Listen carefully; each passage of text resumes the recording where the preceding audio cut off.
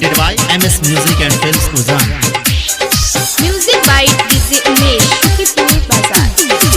लहके जयकारा बोल बहम बहम बहम होई न पावर बम बम बम बम। लहके जयकारा बोल बहम बहम बम होई न पावर बम बम बम बम। कैसे के रहबा बाबा भांग पियाले बिन, हाँ हाँ कैसे के रहबा बाबा भांग पियाले बिन। कि बाबा देव घर में, कि बाबा देव घर में जाकर हम किनब जमीन, ओही में बैठेबै भांग पीस के मशीन। बाबा देव घर में जाकर हम किनब जमीन, हम ओही में बैठेबै भांग पीस के मशीन।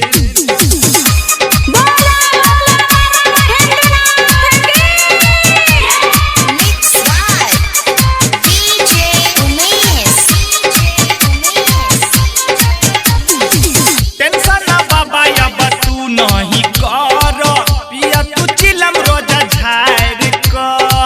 केहू नहीं जनतै मिलन रोज हेतै, बाबा हो सुन देव घर में, बाबा हो सुन देव घर में।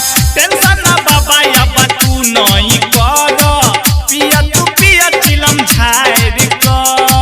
केहू नहीं जनतै मिलन रोज हेतै, बाबा हो सुन देव घर में।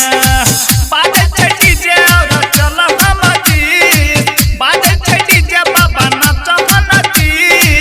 हो बाबा देव घर में, हो बाबा देव घर में जाकर हम किनब जमीन, हम ओही में बैठेबै भांग पीस के मशीन। बाबा देव घर में जाकर हम किनब जमीन, हम ओही में बैठेबै भांग पीस के मशीन।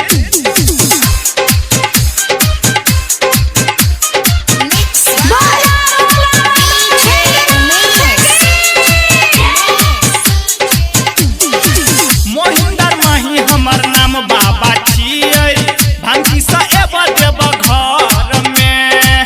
घरवा के काम काज सब कुटनी पिसनी क देब फ्रीए के भाव में, क देब फ्रीए के भाव में। मोहिंदर माही हमर नाम बाबा छियै, भांगी सा एबा देव घर में। घरवा के काम काज सब कुटनी पिसनी क देब फ्रीए के भाव में। डीजे रंजित विक्रम कहे की, डीजे मुकेश सत्यम कहे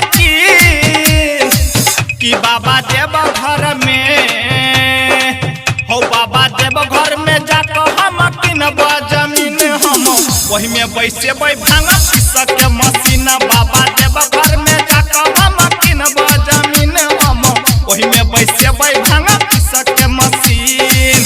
Recorded by MS Music and Films Uzan.